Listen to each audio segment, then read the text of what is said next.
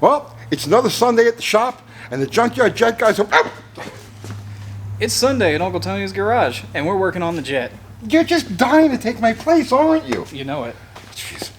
Uncle Austin's garage, right? That's got a ring to it. It does, doesn't it? Not really. No. All right, so here we are, and what do we got going on today? So we've got a ton of parts. Yeah, I see that. John and I have been gapping piston rings. I see that. Very nice job. John did some work on the heads, and Garrett's been working on the interior. Garrett, he's over at the car. Let's go check out what Garrett's doing. Garrett? I'm over here. What's happening, man? What's going on? I see you've been a busy little beaver. I have, and it's all inside the car. It takes a lot of time. You don't really, it's not a big car until you start to work on it. And then you realize just how much real estate there is. Ooh, there's a lot of real estate stuff I haven't even touched yet. All right, well, let's show what we've got going on here. Will do.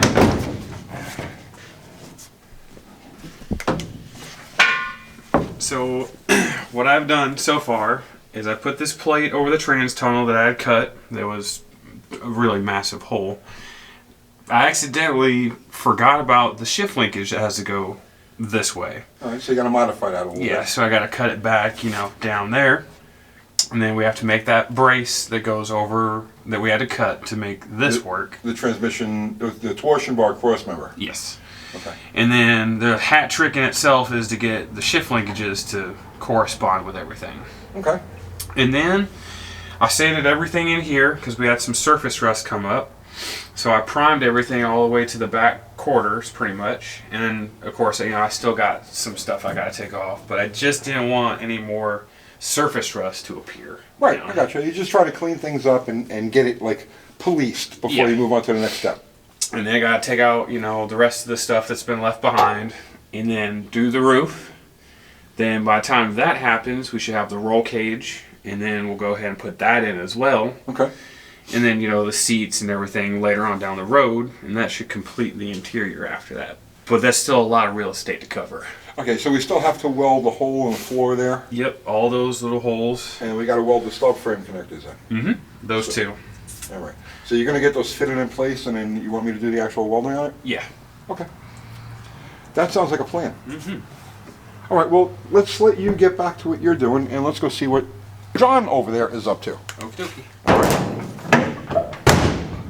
It's like you're contemplating a cylinder head, man. I'm admiring my work, but also disappointed in myself. Oh, no. What are you disappointed about? Well, I got this one completely done. Went ahead and shaved those down. We'll talk about that. But, Okay. just spent a lot of time looking it over and realized that this was the first one that I did. Gained a lot more confidence by the time that I was done with this and realized that I went a lot more aggressive on that. So I'm going to have to make a second trip on this so that way I can get it all to match. Okay, I do the same thing. Anybody who ports these things themselves does it. You'll start, you'll have an idea and a plan that goes for the first cylinder or so. And then by the time you get to the end, you go back and you look at what you did at the first and says, oh wait, no, I got to do this and I got to do that. Everybody does this. Everybody goes through that. But I mean, generally speaking though, it's beautiful. You've got it all, It was a lot of time. So you're going to put this back together, going with the stock intake valves, and you bought new exhausts? Correct. Okay. Yeah. And flip that back over. All right. So one of the things that we were going to run into, and I went ahead and did this one, is that these are just a little bit too tall to allow us to run a higher than, say, 500 lift cam. The numbers are kind of fuzzy on that one. So I took my die grinder and shaved them all down. Okay, so what you did here was you took down the chamfer.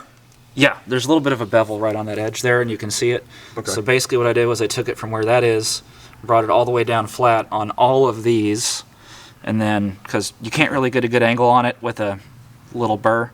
Okay. So I did all that, and then brought a flat file and just went all the way across and just kind of referenced them off each other. Okay, so there's still plenty of meat for the seal to grab onto. Should be, yeah. But enough clearance here. I would say that's probably about 75 to 100 thousandths of an inch. Yeah, the ones that I measured between these two, it was about 50 to 70 difference between them, but that's using a really... Okay. So it's just to make sure that the retainers don't hit the valve guides. Mm-hmm. Okay. So that looks good. So that's it. We just have to assemble them now with the springs, hardware, all of that stuff. Yeah, all the springs and stuff we're going to be ordering at the same time we get the cam. Okay. So right now, comp, we called, got some specs, and they kind of recommended what we need. Okay. So they don't have blanks until January. We haven't really called anybody else, but that's kind of where we're at on that. So we're going to get the springs and the cam at the same time, and then at that point, it's just slam it all back together. Okay. Now, we have no deal with comp or anything like that. There are different manufacturers. I'm not making any recommendations or guiding these guys in any direction. They've decided they wanted to use comp, so that's where they're going. So I know a lot of people are going to be like, call this one, call that one, call the other one. I have no say in this. This is these guys. So. They gave us specs.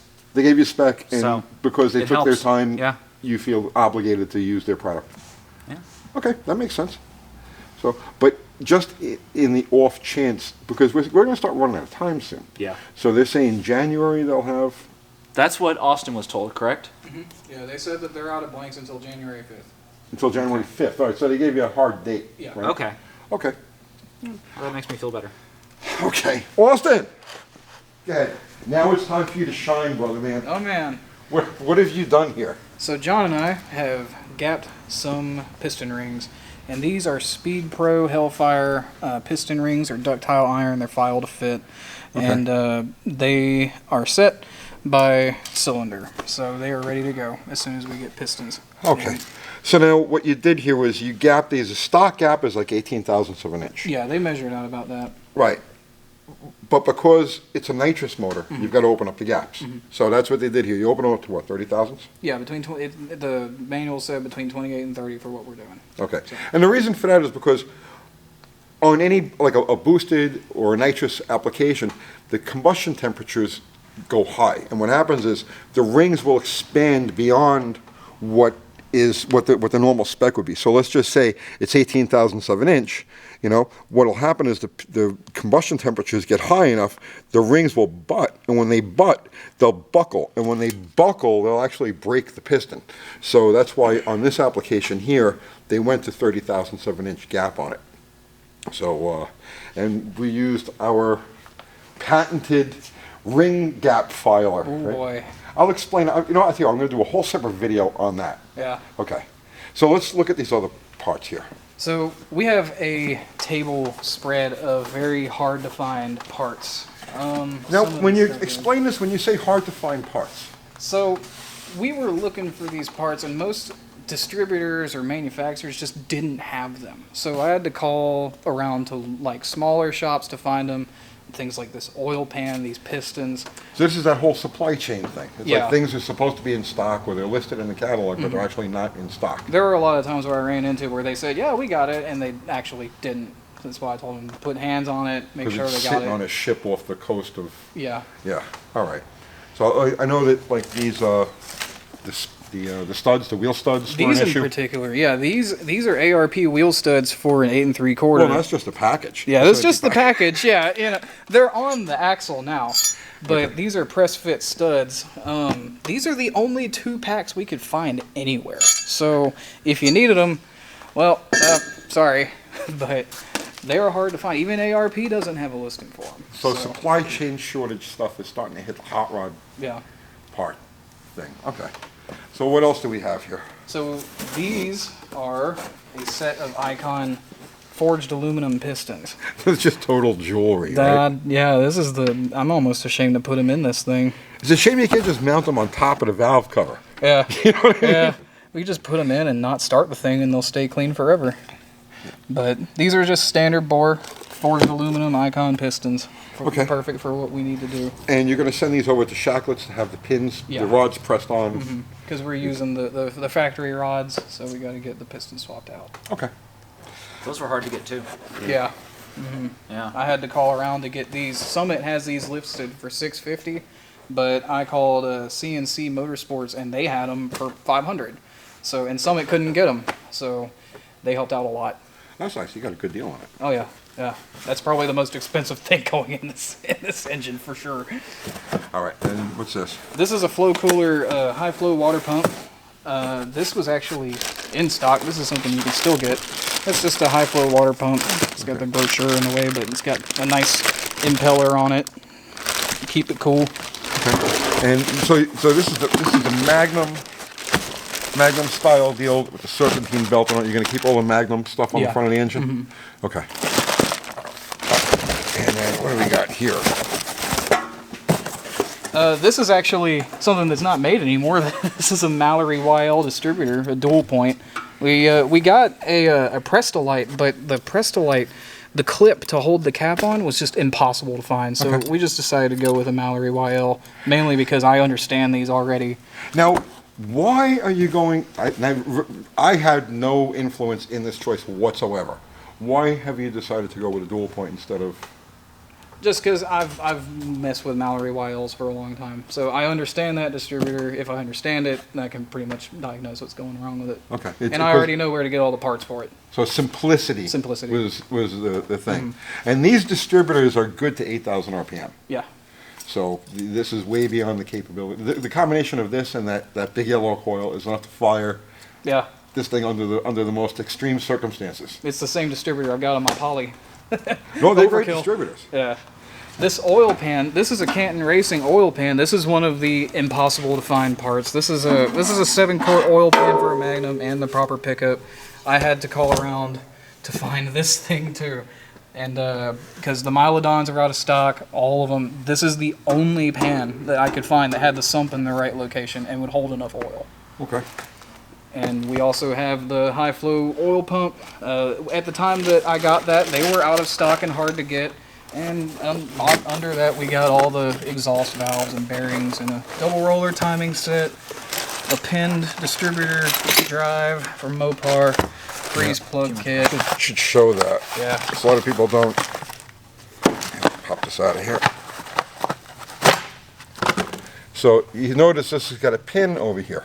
So here's a stock one, and you see that there's no pin or anything. So this has the possibility of spinning on the shaft, and that would alter your ignition timing. Where this one here is pinned, so no matter what happens, that thing is staying in sync. So, and then you got a new tower bushing for the... Yeah, Right. got a new one. And we got new main bearings and crank bearings, or not crank bearings, rod bearings, and the Speed Pro Hellfire rings that are also impossible to find, because I was searching for another set that we could get in case we messed them up, and that's the only set in existence so that I could find. So that's it. And then there's the Fel Pro full gasket set. Okay. So we're really marching ahead here. Yeah. You got the crankshaft. Now the crank, when we pulled this motor apart, the bottom end of it was like perfect. The bearings showed some wear, but there was no damage otherwise. So this crank just needs to, a quick cleanup and a polish, and throw this in and go, right? Yeah, I already blew through all the patches with a brake cleaner and wiped her down. I used a few cans of brake cleaner on it to get her cleaned up. So there's a few more things that need to be cleaned up on it, but otherwise... Just some attention to detail, but other than that, it's ready to go in. Yeah. So if you get the pistons and rods back from Shacklett's this week, next weekend we'll have the short block together? Yeah, we were planning to assemble the short block next weekend. Shacklett said that he could get them done in a day, so we should have them this week. Nice. All right. And what do you guys got going on for... I'll be doing the rest of the car next weekend, fixing that tunnel patch, creating that brace bracket, putting the brackets under the car, welding them. Well, you'll weld them. You're just going to be in your hovel. Yeah. I will become one with the car. Like, you open the door, I'll just be like, hello. Just be living out of it for a We're while. gonna, we're gonna get you a doorbell. Pretty much, yeah. And what's your mission for this week? For this week, I'm helping out on whatever else I need to help out on and finishing that up with the heads, because I'm not satisfied with that. You can't be too much of a perfectionist. Oh, perfect gets in the way of good, but I can do better. Okay. But that's the attitude. That's good. You can always do better. Yeah, All right. So that's it then, right? Yeah. That's our update for the week. pretty much. Yeah. We got lots of parts. I'll get out of the way of all the beauty here. I hope we don't break anything. Oh, it's all going to break. Oh, we're going to break I hope some. not. It's all going to break. I hope not. All right. So that's it then. You want to... You know, Yeah, do the yeah, outro. Yeah, make sure you like and subscribe and subscribe. Oh, don't get and started with all of subscribe. that stuff. Just say see you about a bell. tomorrow. See you tomorrow.